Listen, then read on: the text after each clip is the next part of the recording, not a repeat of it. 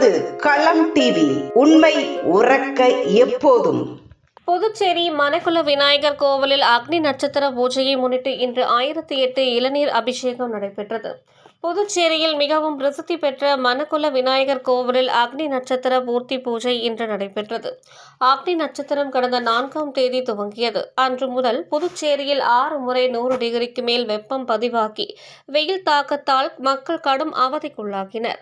இந்த நிலையில் அக்னி நட்சத்திரம் இன்றுடன் 28ஆம் தேதி நிறைவு பெறுகிறது.